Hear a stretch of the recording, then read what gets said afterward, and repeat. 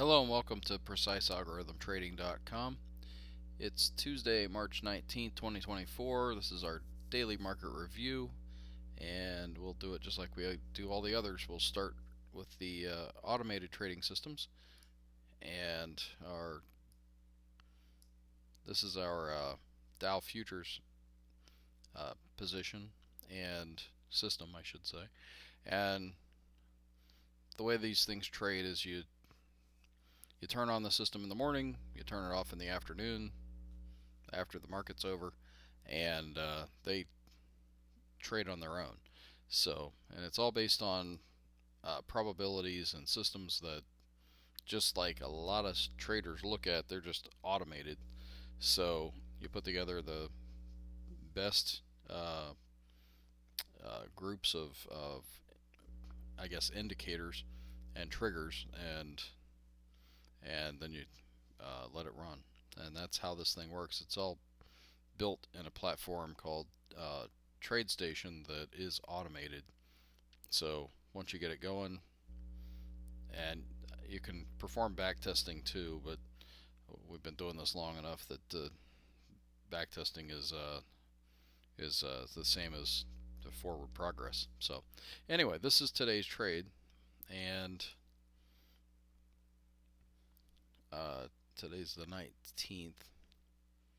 So these are the results, and these things are very back and forth, but I mean, that's the nature of trading. You win and you lose. The wins go up and the losses go down, and the green dots are new high equity peaks. So for our particular account, this thing's built on three contracts at a time when they're being traded. That can be adjusted for account size, and all that information is on our website on how you have to be able to handle the drawdown.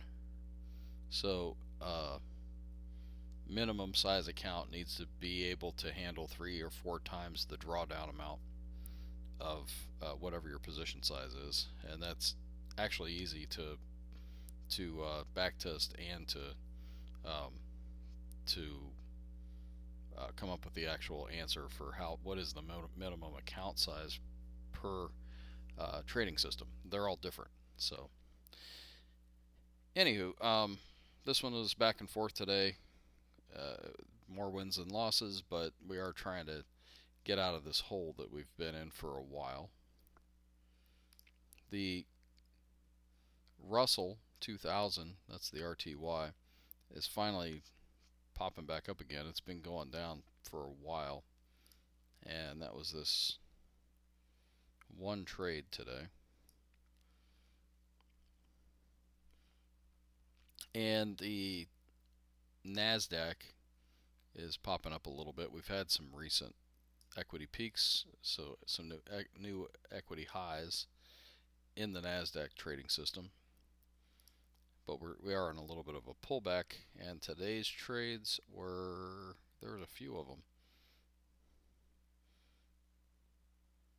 But, you know, like I say, it's kind of coming back a little bit. So that last trade of the day was a good one. And we also diversify by using 3 systems. You can have obviously one system at a time, but having all 3 together, they don't trade always exactly together, and there's good and bad in that, but it is diversification of systems. Alright, I'll flip over to the manual trading, and this is really just we look at the overall markets. This is the S&P 500. Today was the first day of the Federal Reserve getting together and talking about interest rates. They do it, I believe, quarterly, and tomorrow's when they come out at 2 p.m. Eastern Standard Time and decide that they're leaving rates alone, which is the likelihood. And you can go to fedwatch.com. You can actually see what the likelihood is. I think it's like 99% or 96%. And there's a whole lot of smart people that go into that stuff. But the expectation right now is that they stay the same. And when they release that data, it'll still move markets, just because there's a lot of pent up energy in the unknown, and even if they release the data and the markets, the interest rates stay the same, then the release of that will create some movement. If they would unexpectedly cut interest rates or raise them, then the market's going to react to that as well. So there's usually some sort of a volatile volatility response with with the Fed releasing rates. Sometimes it's muted, but more often than not, it's not. So I wish there was a place on these charts that actually showed you when the Fed had their meetings. Maybe there is, and I just don't know where it is. But the anyways, there's something just to be aware of, and I don't really think it changes anything of the way that we necessarily manage positions, other than you, if you're light going into that, there's no reason to load up too much, and make sure you have your stops in place where you want them, because that volatility can knock you out of positions. It can also do really well for you, so that it's a two-sided coin, just like double-edged sword. Um, so the S&P today is it's up again, which is interesting, and I think it's really good to see. I'm going to use so I'll put the VIX back for a minute.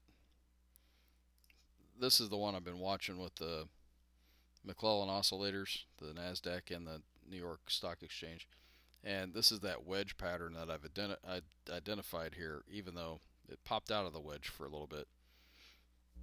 So I think it's clearly, you know, still rising.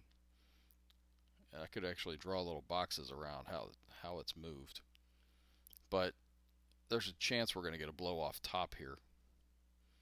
And if I put this thing on YM, not YM, let's use $ DJI. That's the Dow Jones Industrials.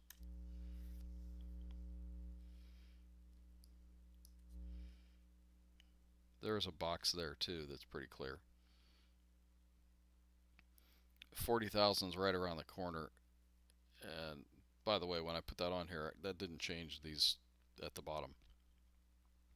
It's just kind of like a reference index to use. We could put anything we want in here. It still doesn't change the bottom. So, anyways, we'll go back to ES.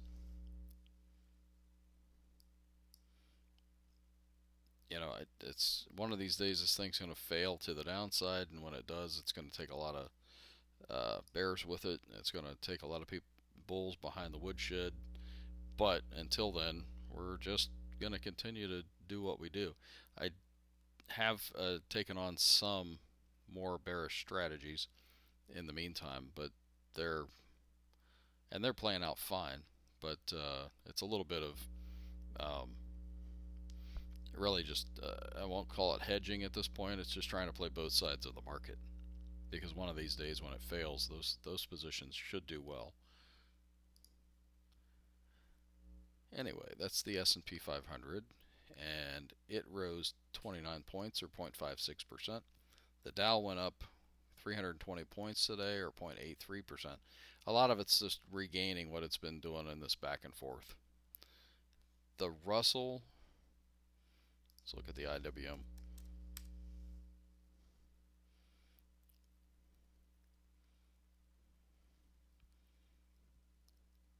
The Russell's been on a sell-off on the hourly chart. It is actually still fairly bullish on the daily chart, so we could get a new buy signal any time here. Probably shouldn't lose like the context of what the stochastics is doing down here. It is falling, so that's I'm going to call it a version of momentum, where it's falling, and then when we get underneath the oversold, we should expect a potential rally from there. But there's a lot of things. It's not the stochastics by itself. It's the RSI Laguerre. It's the hourly chart playing into it as well. And when you put all that together, you can get basically a signal for the potential next move higher. And not to mention, this thing I've shown before goes from price usually goes from the upper uh, dash line here, which is a 2 average true range indicator at their Keltner channels, to the lower one. You can see it did that here. It overshoots, but it went from the upper one to the lower one back. Didn't quite make it to the upper one. Didn't quite make it back to the lower one. Came up, and now it's come up and pulled back to the midline a couple times. And now the question is going to be, do we ever get to the lower one? And if it doesn't, that's actually an indication of it's pretty bullish, which it like did all the way back through when it was rising back in December. So this is an impulse wave after we had this big bearish move to the downside. We came back up, changed polarity. Now we've pulled back and forth a little bit, and we are in still higher highs and higher lows on the daily. And if you want to play that into the hourly, there's some things to basically wait on, and one of them would be for this hourly. We're back up above the 30 period moving average, which is red, but to get the red line to change back to green and sustain it possibly for a couple bars would be one idea. You could obviously dive right in here, but I'm expecting a move at least back to the midline there, unless this thing just pops. And I think something like a Fed decision could make it move. So, all right, probably went on too long here already. Let's go to. We talked about the Dow, which is really just a lot of back and forth right now. The NASDAQ went up 63 points, 0.39%. Also a lot of back and forth. The RSI Laguerre, this is one of the things that it's really good for. It showed that this bullish character all the way through since 122. We had one short fallout there, and then we came back. Arguably, when we got that buy signal or that little yellow dot right there, that's actually 111. So it's been rising really well since then, and even before when it came up. That's what the RSI Laguerre is for. It's to give us some basically confidence in, if we're long here, that we can stay long as this thing doesn't really jump out and turn red. So here it jumped out, but it didn't turn red. Here it jumped out and turned red, and we got that significant pullback. Obviously, there's times when it gets even more significant. So these are all just tools to help with picking a direction and trying to be right in a market that you can't really control. Obviously, you can only control yourself in the market.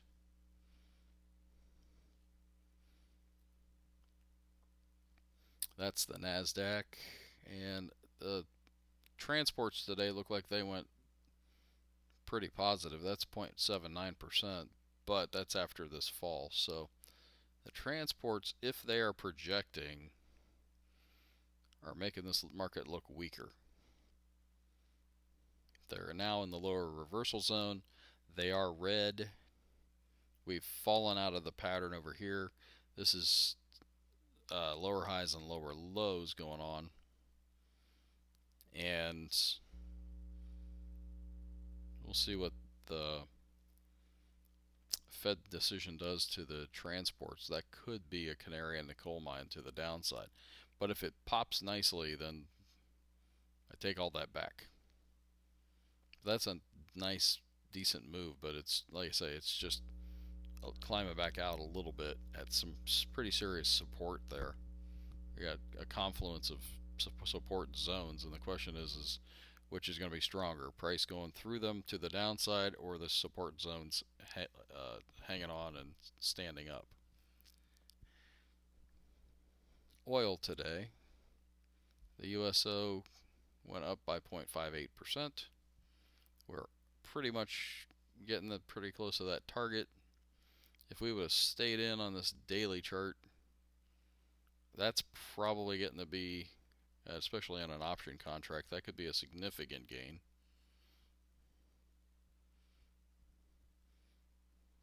But we got out when we got out.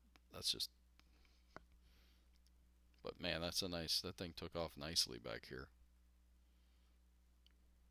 Just last leg would have been a great trade all by itself. Gold,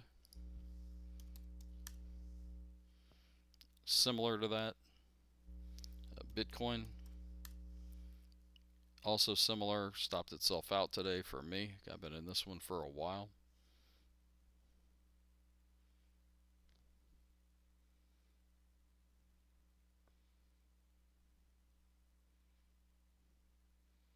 Just seeing if there's anything else down here to look at, really. ConocoPhillips, so since oil's been moving higher, it's pulled some of these types of stocks with it. So that's good to have been in. So sometimes it's good to be in, the commodity itself and maybe one or two other stocks that are in that group so that you can have that kind of back and forth. But don't get too overly concentrated in one group, because if you're wrong, then you just get hammered by all of it. So, and the VIX. So the VIX is still in this pattern, very sideways, has been now for 1, 2, 3 monthly cycles, except for a little bit of spikes popping out. One of these days it's going to pop pretty good, but there's nothing to say we can't stay in this pattern for a while longer. All right, let's go to stockcharts.com and look at the bullish percent indexes and then wrap this thing up.